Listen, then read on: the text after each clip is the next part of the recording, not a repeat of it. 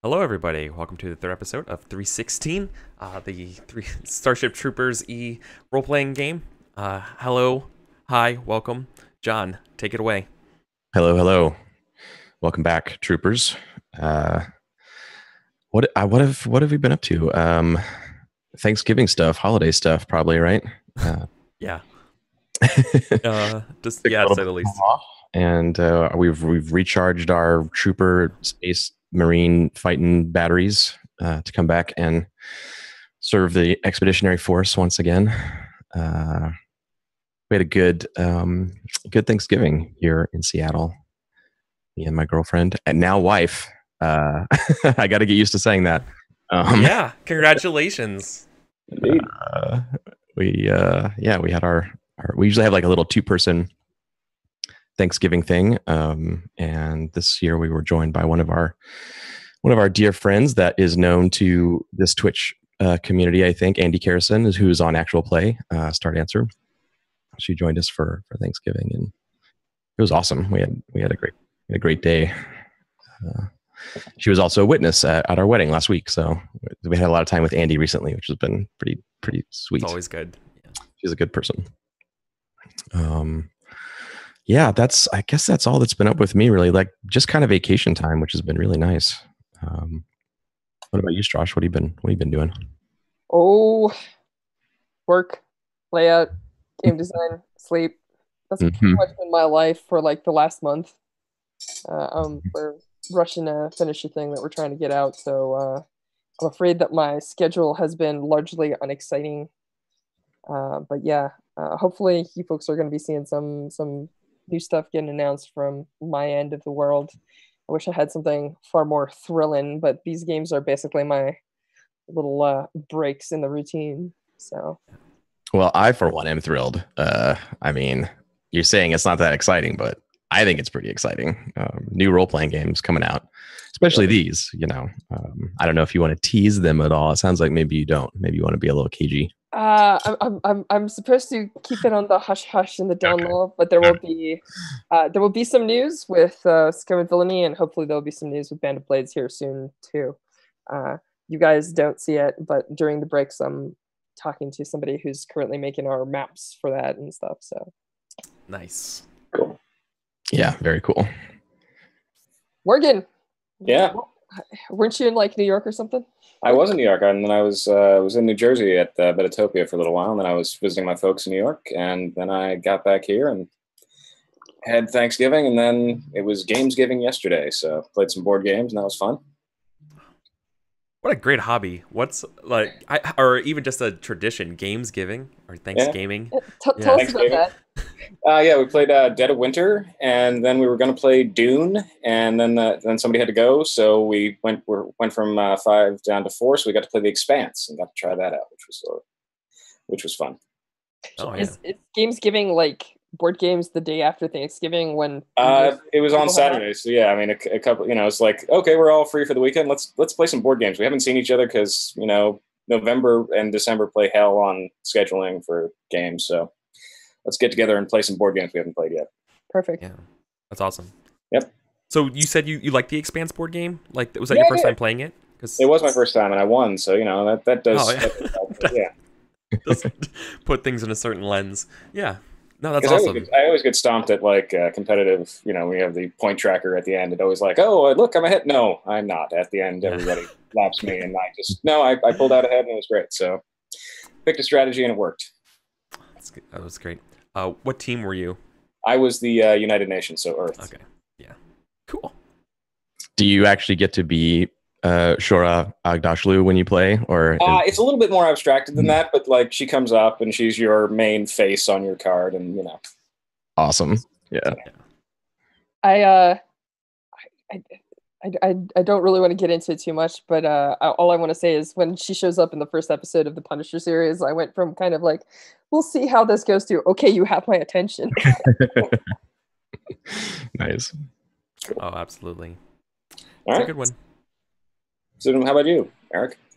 Yeah, so speaking of traveling and doing all that kind of stuff too. So I wasn't in Metatopia, but I did go to PAX Unplugged, which is kind of just across one river, basically.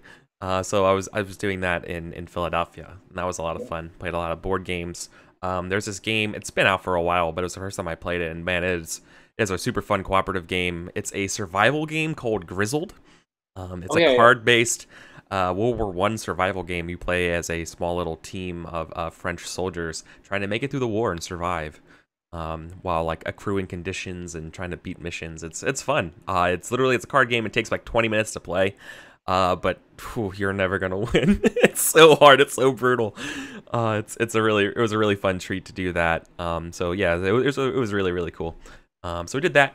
Then of course it was Suzanne. There I had my Thanksgiving here, and then it was Suzanne's birthday last night, and so all of that festivities are done now, and now we're ready to game some more. And I'm super excited to return to 316 because this besides PAX Unplugged, I haven't done a lot of gaming this week. I got sick with the PAX Pox and wasn't really able to do anything. And now I'm excited to finally have that stuff come up again. I'm finally back on my grind. Yeah, I mean, only one game in a week is like basically. Yeah, you might as well not be gaming at that point. I know, it's so weird considering how many games I play, but yeah, it's all relative. Mm-hmm. Oh, I played Blades in the Dark on a boat. That was on a yacht. That was like the coolest thing I think I've ever done. I got to show some new people as well as play with some old friends for Blades in the Dark. Literally on a friend's yacht because he'd Airbnb'd it. That instead of staying in a hotel, they stayed on a boat in the marina, and they're like, let's just play there. I was like, yeah, let's do that. And of course, it was a fun heist about ships, and so it was very very good. Anyway, I was very happy to see that. And the development of that too was like Richard on Twitter a long time ago just randomly held up his hand and was like, "Hey, I'm going to be at PAX Unplugged. Will anyone run Blades for me?" And Eric like immediately just comes out of the ether and is like, "I'll do it." Yes. Flash forward to on a boat. Pretty cool. Yeah. So anyways, yeah, John, let's get ready to play some 316. Yeah. We should do a recap for the people out in the audience, as well as Morgan, who was not around. Pasternak was kind of around, but Morgan was not. So, Eric or Strauss, you want to do a recap for us for what happened last time? I think I did most of the recap last time. Strauss, do you want to take it away this time?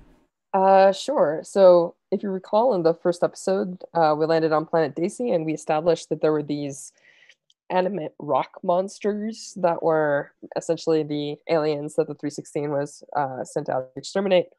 And we picked up last episode. There was we saw signs of battle further in the distance. We saw two vehicles coming towards us. They were shooting at each other. We had I'm trying to remember. I'm sorry. I'm forgetting everyone's names. You're Goodman, right? Yes. All right, awesome. Goodman used a rocket launcher, happened to hit the wrong vehicle, injured some of the soldiers inside, but we managed to run over and save them. He threw some grenades on me. I was not too happy about that.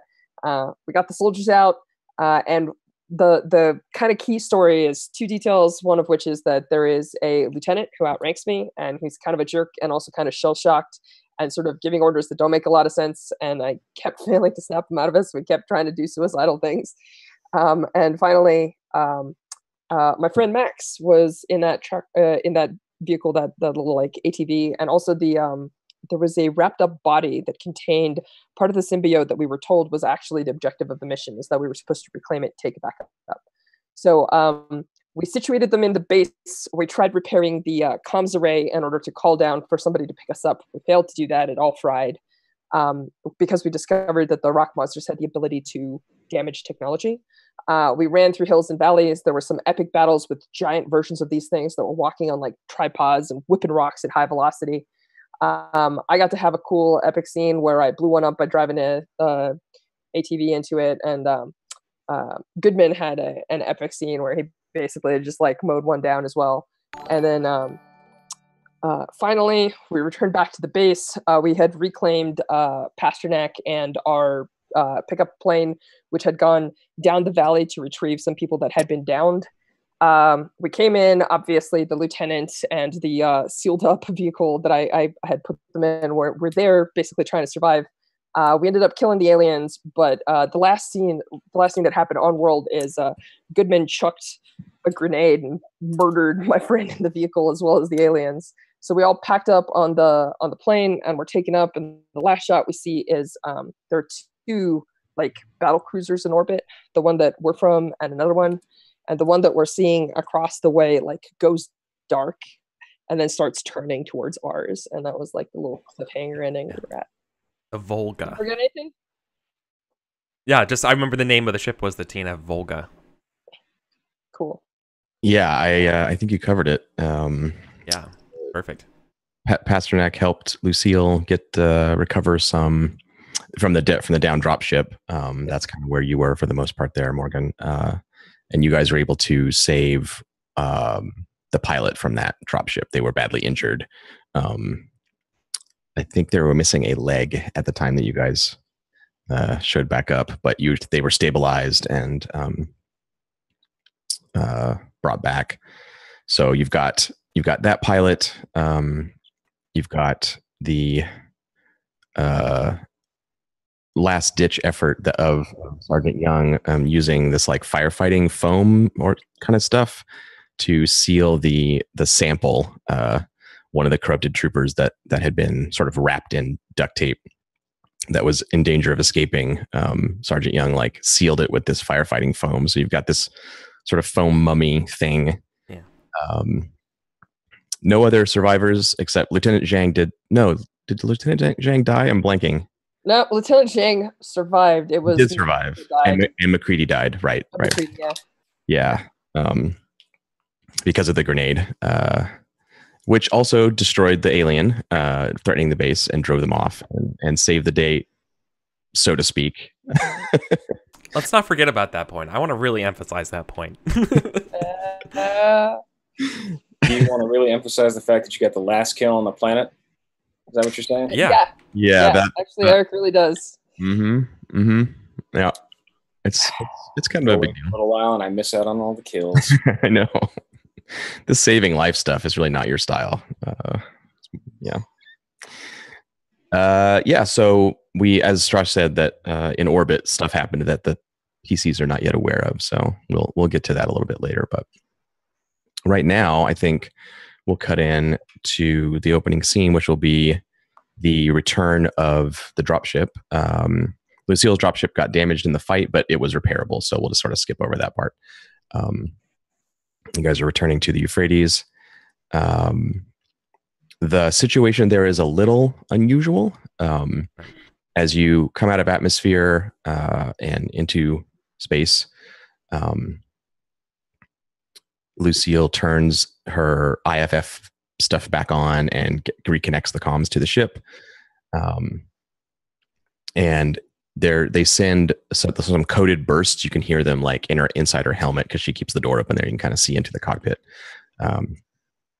And she kind of has a funny look. It's like, okay. Sort of slows down and drifts free floating. You guys are kind of hanging in your racks there in the back.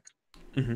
Foam mummy, the unconscious pilot, Lieutenant Zhang, who's like very badly wounded but alive in his blown up armor. And as you're drifting closer, you see Euphrates like in the distance drawing near. And there are two other vehicles, another dropship like Lucille's, and then you rarely see these. It's like a fighter, effectively like a gunship for space combat. They're very rarely used because there's not a lot of space combat when you show up and annihilate a planet. But they're sort of on either side of the large hangar entrance bay section where Lucille's dropship is going to dock. And the running lights of the Euphrates are turned off. The hangar is dark, and the gunship has like manual like floodlight systems that it can use. to illuminate targets. So it snaps those on, and then the lights sweep across the dropship, and the light kind of comes angling in through the canopy and passing through the vehicle. And then there's another coded burst of static squawks over Lucille's headset, and then she like clicks back on her radio, and you sit there and wait in the dark for a beat. They don't open fire, fortunately. I gotta ask you, Strauss, like, do you think that Sarge would be like, would they have been yelling at Goodman like this whole time? Or you just been like staring and bottling it up this whole time? I am quiet and ice fucking cold. Right. I tie everything up. If you talk to me, you get nothing. Yeah. And yeah. No, there is darkness and silence, but we're in 0G, and I just float there. Okay. Yeah. So you're as cold and silent as this ship right now. Okay. Yep. I just wanted to make sure the same thing. All right. Yeah. I probably wouldn't pressure you then, but like, I definitely have picked up on those vibes, and yeah. So we're just kind of sitting there. And maybe instead of normally my normal chatter with you, then yeah, maybe I will ask Chief and over the comms here in the ship, being like, so how long are we gonna wait here? I thought I'm kind of looking forward to that shower. Yeah, Lucille's like, you and me both. Just sit tight and hope they don't blow us up. Something iffy with the IFF? She's like, I don't know. I hope not. I don't know why they're not talking to us. Hang on, wait a minute. Something's happening.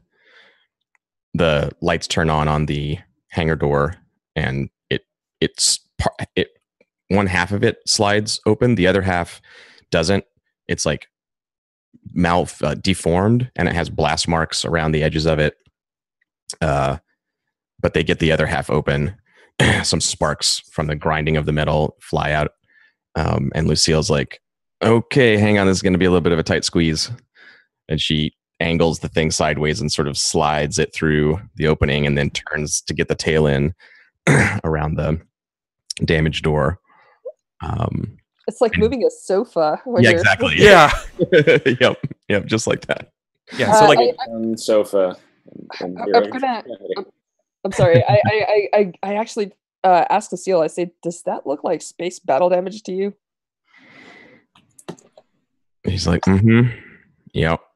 It looks like a missile impact or something. This is not good."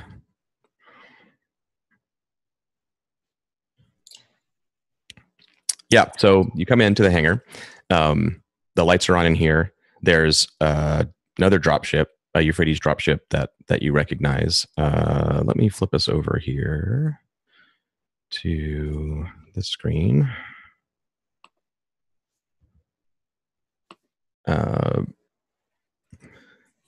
So the Euphrates has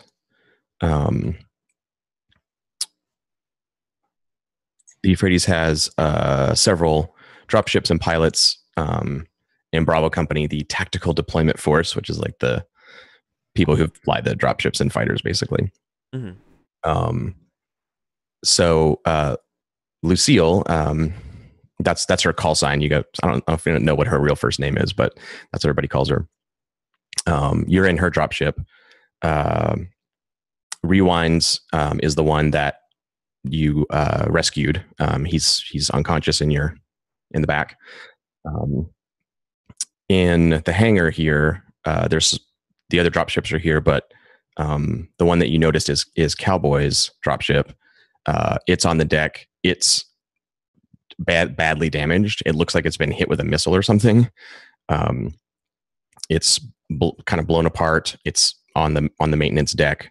It's not being worked on, but it's like being held by a crane claw thing to keep it in place, and it's got magnets that like have it attached to the deck for repair later. But it looks like it's taken a hit from something serious. And inside the hangar, along the maintenance catwalks around the outside, there are two heavy machine guns and a rocket launcher pointed at the landing zone. They have spotlights on them. and they're like tracking you in as Lucille comes in and parks. They clamp down. The ship's gravity like takes hold of you guys, and you rock down in your racks. And the door seals, atmosphere normalizes, green lights come on, the back of the dropship ramp starts to come down, and these floodlights from the weapons on the catwalks train themselves on the exit point of the dropship. And this voice calls out, like, come out slow, don't make any sudden movements. Who's going out first? Do we know this voice? No. Right. Wait. No, I don't think you do know this voice. Yeah. Is there is the lieutenant up and active, or is he's out of it, right? He is conscious. He's really badly wounded, and he's like kind of holding his armor together. He's bleeding from the forehead. He doesn't want to be involved. Obviously, like his whole demeanor is just like, get me to sick bay. I don't want to talk to anybody. If you go like talk to him, he's awake, but he's not doing anything right now. He's just like curled up, holding himself. All right. What's the call, Sarge? You should grab the lieutenant. Goodman, you're going to move that thing, and you're going to move it real slow. I'm going out first. And I unsling my heavy machine gun, and I rack it, like whatever the weapons rack is on this vehicle. And I remove a couple of other things, and I make sure that like I like try to pop my helmet, but it had taken battle damage. So like I try to pop it twice and it doesn't work. So I just unscrew the whole thing and take it off and just drop it on the floor. And then I'm going to put my hands up and walk out real slow, standing in the lights, looking up at whoever's on the catwalks. I'm gonna say, like, I don't know. We don't recognize the voice at all? You can test NFA. Oh, sure. Yeah. Why not? Maybe you will.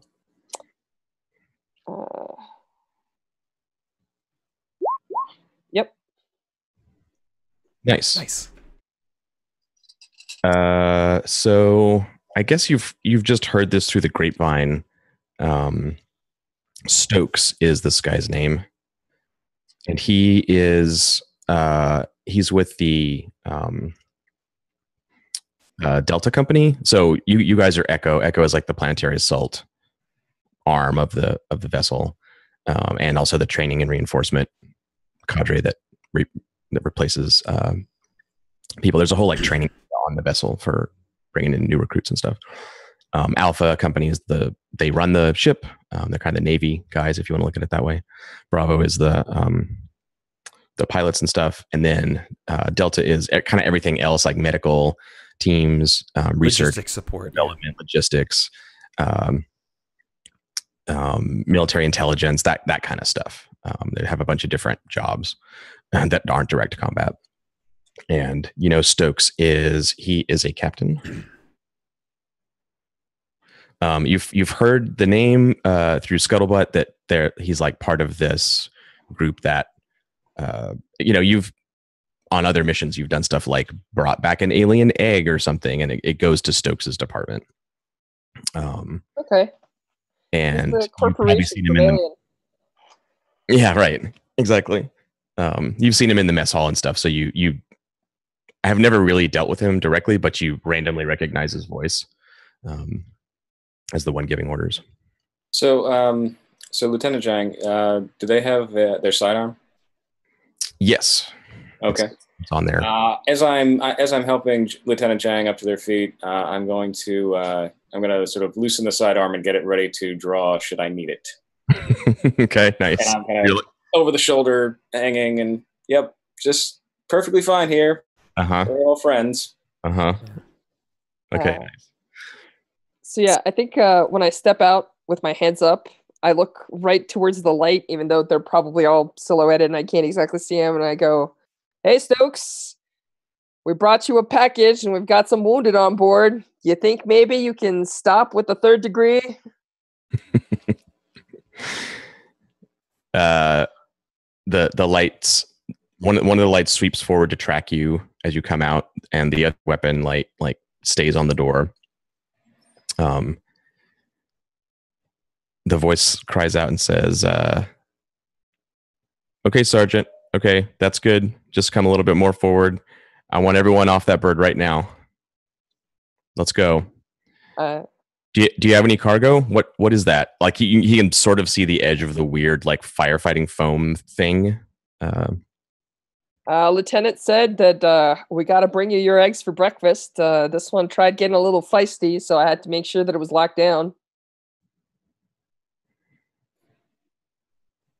There's a long beat, and then he's like, "Wait, you were with Zhang?" With Zhang is a. Hold his head up. Yeah, you like walk out into the light. He goes, "Son of a bitch.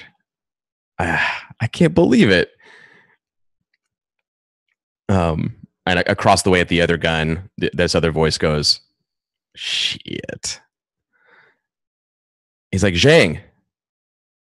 And he just like is limp in your arms. There's like blood dripping down off his armor, and he doesn't really respond. He's like, all right, everyone off. Come on, let's go.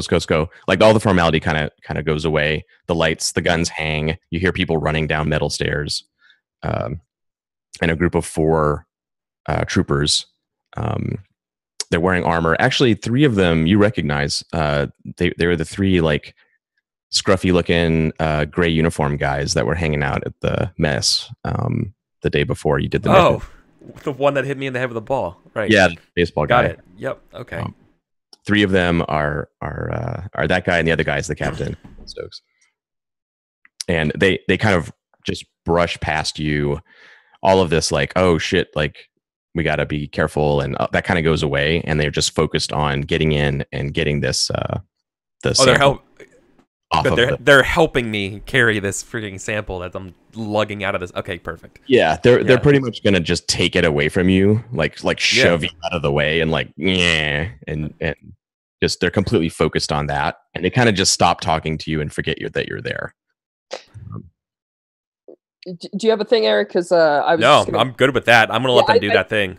I think as they head for it, I'm gonna like try talking to one of them, and if they're like super focused on this thing, I'm gonna actually like grab them and be like, "Hey, that shit ruins tech, and our armor couldn't keep it out, even though it was air sealed. You be extra fucking careful with it." Test an FA. You're a sergeant. You can throw your weight around a little bit. Most of them just trying to save lives, and not when it counts. Oh, Morgan, you missed me rolling all the 10s in the world. I swear to God, I would have been the best at White Wolf. I think it was like 3 10s in a row. Like, it was insane. Yeah. Oh, that's weird. I'm not seeing it on Roll20 for some reason. I rolled an 8. An 8, okay. And I have a NFA of 7, so that's a failure. So that's okay. Yeah, I think he kind of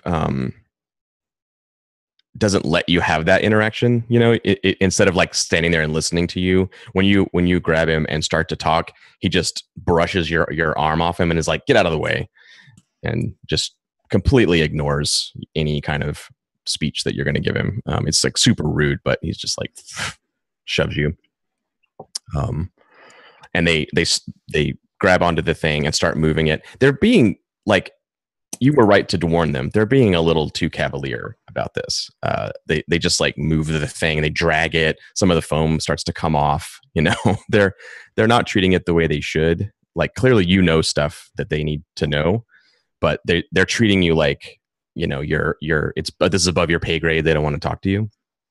But they are being, in your estimation, they're not being careful enough with this stuff.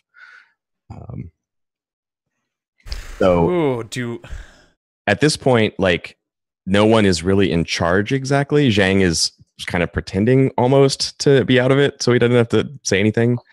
The captain and these guys are totally focused on the sample. Is there a med crew or anything? No. Yeah, and the mechanic crew that would normally be in here fixing stuff isn't in here either. It looks like your military kind of sixth sense is telling you, like, these assholes, Delta guys, like, just like took control of the hangar and made everybody leave or something because this is some secret thing they're doing. And what should be going on in here is on hold until they get their toys or whatever. All right. Well, I'm walking towards the door to get Jang. Okay. Yeah. That's protocol. You guys would normally go to medical and get patched up. Everyone's hurt in some way or another. We can jump back to our please see screen and see exactly how hurt. Not great. Yeah. Actually, Pasternak's all right. But Goodman needs some time in a back to tank or something. Yeah, that's yeah, no, that's exactly what I meant by taking that shower, right? It's like I need to get out of this. So yeah. So I'm messed up and Jang's messed up too. So I feel like I might be and I also don't want to get in front of Young. And so I might go to you, Pasternak, and I might be like, listen, Trooper, how about I take Zhang here and we both go hit the showers and and I try to like get him from you and we're just gonna go our way to the med.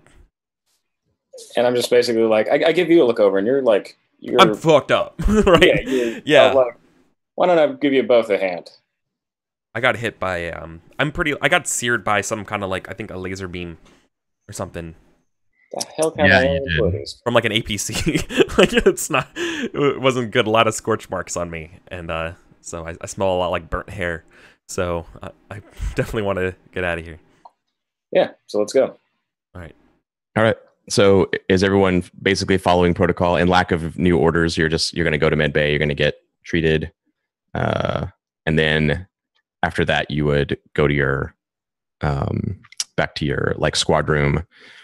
Turn your armor in, and it gets whisked away to get repaired and stuff like that. And then development happens typically. And at that point, there's like the kill counters get added to the totals, and you get your report gets filed and that kind of stuff. Yeah, the debrief kind of happens. Yeah. If we're following protocol, we can kind of just step it along. If someone wants to do something else, now's the time. You're not being really observed or controlled by anyone right now. Your Lieutenant Miller is the guy who runs your platoon. He's just been missing since the start of the operation. You don't know where he is. Yeah. So you're kind of just on your own. Right. And so I guess when I'm leaving, then maybe I do actually speak to Young, or at least try to, and go, so like, Sarge, is there any idea where Miller is? As we're looking around as we're limping. Do I have any idea where Miller is? No. Was he deployed? He should have been with you on the drop. He always is normally, but he was in the meeting with those Delta guys, and then they like sent you down, just the three of you with the base building stuff, and Miller didn't go with you for some reason. I think you try and open with a very reasonable question, and all that Young says is "Go to fucking medical, Goodman," and then goes back to quarters. All right, I'm gonna. So there's no like tech crew or anything like that on it's just these guys in the gray suits. Yeah, it looks like they're really focused on moving this thing out of the bay, and as they start to move it, the foam starts to break a little, and they're like, ah, damn it, and they're trying to figure out how to move it but they don't have the right tools to do it. Like, that a medical crew would probably have stuff that would help them do this, but they're really fixated on doing it themselves and not really getting help from anyone. So I'm gonna shout at them just as I'm kind of hissing the door open and the hell did you guys do to the ship? Yeah, they ignore you. Yeah, sorry, they're not. I mean, let's see.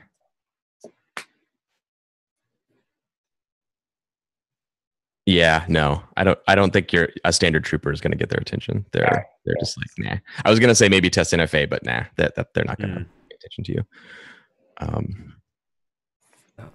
If you want to kind of give it a look over, you might be able to tell what's going on. Or I mean, if I see any if I see any guys who are ship repair guys in the hall or anything like that. Yeah, when you guys go out and start going, ask the medical team, right? Because if this thing got hit by a missile, I assume somebody else got hurt. Yeah, Yeah. Out when you leave the bay and you're heading towards medical, there's a repair crew outside, like sitting there smoking, like waiting for these assholes to be done with whatever they're doing. Yeah. There's ask them what the hell happened. We get hit by a missile? Yeah, they don't tell us anything. I think so. That's what it sounded like. And I hear we got a broken bird in there too, maybe two. Did you just come back with Lucille? Yep. Yeah. Well, we're supposed to fix that too. What's going on in there? Why aren't we allowed to go in? Hey man, I just work here. I heard that. He like cranes his neck a little bit as the door's shutting, like to see what's going on, and then he's like, I don't know. I guess we just wait. All right. As you get to medical, there's a makeshift like airlock thing. They've put it's not like a nice hazmat seal or something. So they've built one out of plastic and tape and stuff between the hallway and the medical door. And there's a doctor there in a hazmat suit. And as you approach, they have that device that you guys used before, the arm blood thingy. They've mounted it to the wall, and they want you to stick your arm in it, a blood sample, wait for the machine to beep, and then they let you through to the thing. Right. So I'll do my arm and then try to help the lieutenant. Yeah. So you do cycles through. You get the green light. You help the lieutenant stick his arm in there, sort of like remove the gauntlet from his armor, and he sort of mumbles and is like, he cries out in pain as you move him. Yeah, no, it hurts. You get his arm into the thing. It cycles and it has an amber light. And the doctor kind of looks at it and is like,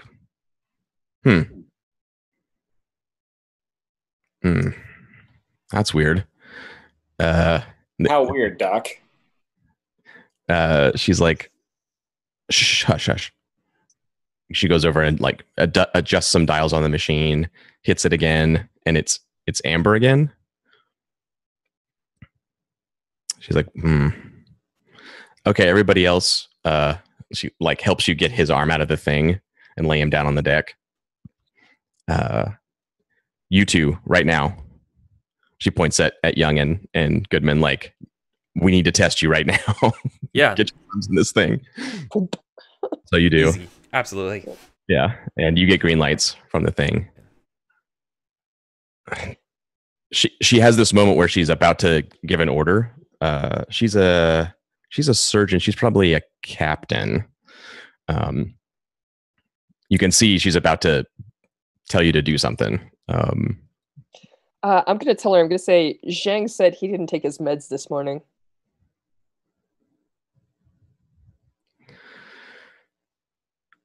Okay. 3 of you, come on in. She like unzips the makeshift thing and starts to wave you through. She goes over to the comm panel on the wall and she says, we have a medical situation. It's a Delta priority medical situation. Delta priority. And then unsnaps it and steps wide around Zhang, rezips the thing. You guys go inside. It's pretty much medbay as usual. There's some troopers in there regenerating, and not as many as there normally would have been. The initial planetary assault was super bad, right? A lot of guys were lost. The ship complement is way down right now, but there's still I don't know. There's probably like 50 beds total in here, and 3 of them have people recuperating. And they have 2 troopers, not in their armor, but just in like their normal fatigues, but they're wearing the temporary like MP arm band, and they have a gun belt, and they're like stationed in medical, which is not usual. The whole vibe is just that something's going on the ship, and people don't really know what it is.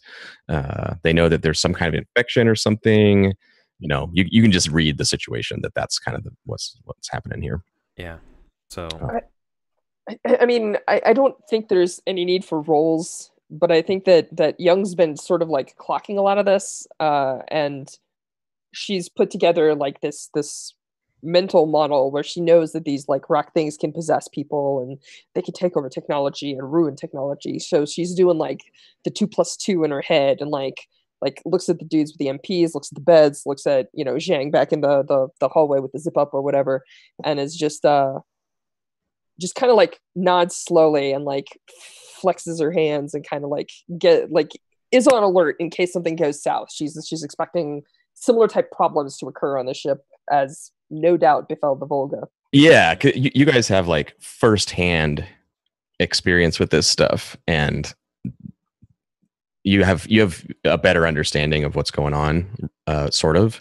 And it's clear that they don't really know what the deal is at all. So, okay. Well, that's important. Okay. I mean, they have some idea because they've posted guys in here, and you know. Yeah. But you've seen it. You've seen it happen right in front of you on the planet. So they've just been up here working in the medbay. They don't know stuff. In which case, can I talk to the surgeon or the lead doctor? Yeah. Cool. Give her a name. She is Dr. Hall. So that's good. Yeah. Cool.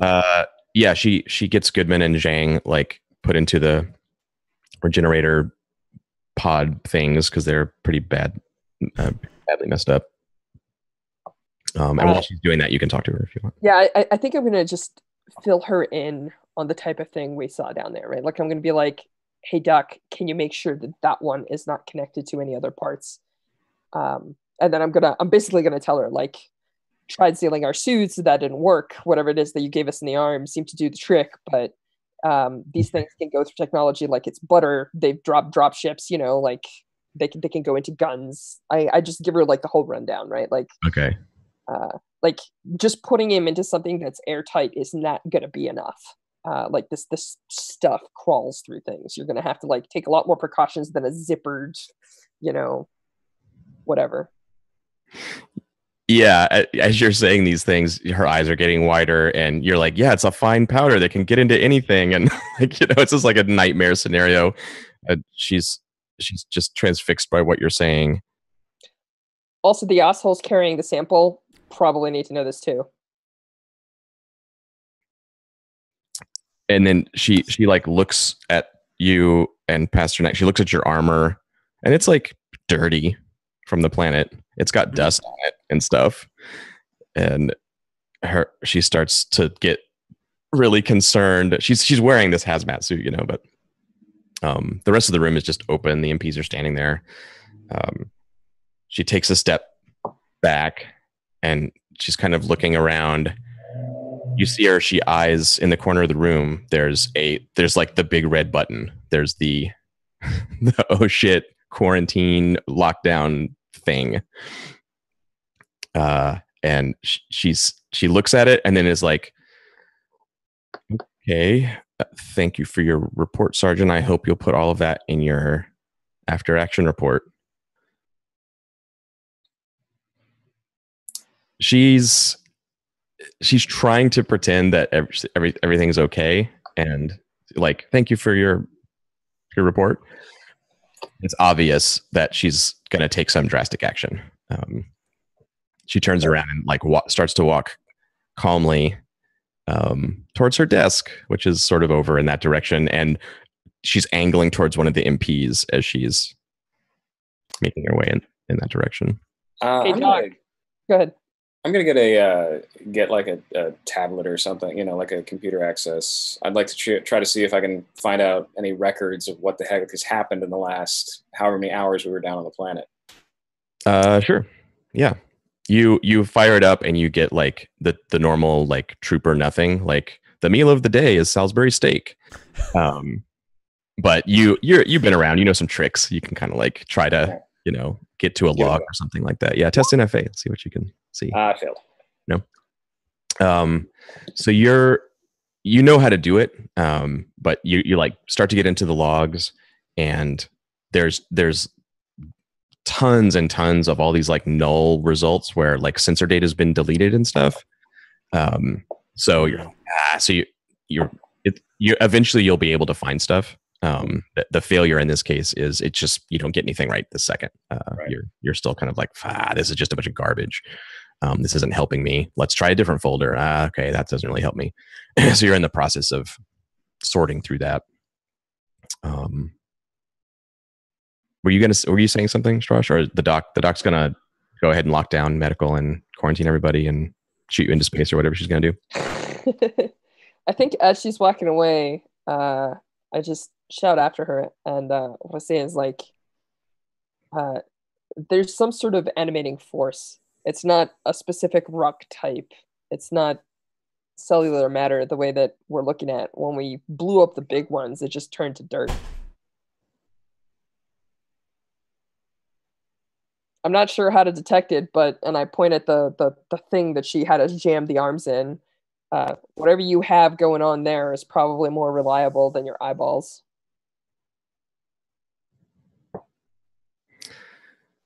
Okay.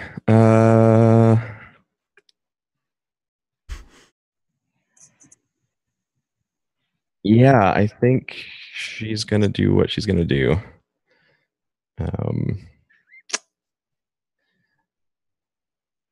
I'm getting fitted for a regenerative bath. Yeah, you are. You and Jang are both I'm getting ready to go. unpunctured. Yeah. I'm just pretending that things are normal. Like, let me just check something real quick.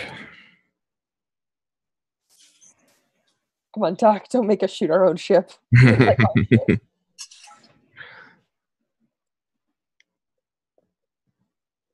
Okay. You should have just gone to after action report. Just had to tell the doctor about the insidious dust that takes over technology. It might save us from turning into another dark ship that fires missiles. Yeah, exactly. It's very good information for them to know.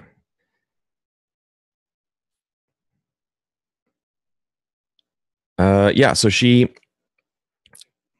stands next to the MP and like leans in close and says something to him.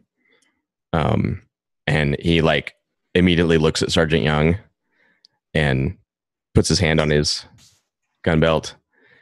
And then she walks back to the desk or to her sort of office back there, closes her office door and walks over, hits the security button. And, you know, it's the movie version, like red lights would turn on and everything. Like, so that's kind of silly, but that happens anyway. These red klaxon lights turn on, and there's an alarm. Medical quarantine. The door seals. Her office door seals. The MPs like draw their weapons, and they're like, "Okay, nobody move. No one's getting out of here. Don't do anything." I think Young just starts laughing. Yeah, you're literally locked inside the room, but they're like watching you. Oh man, I ain't gonna get Salisbury steak today.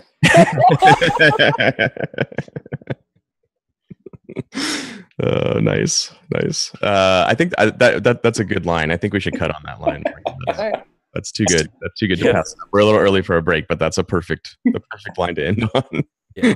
Perfect. Cool. All right. So don't go anywhere, everybody. We'll be back on the other side of this break. See you in 6 minutes.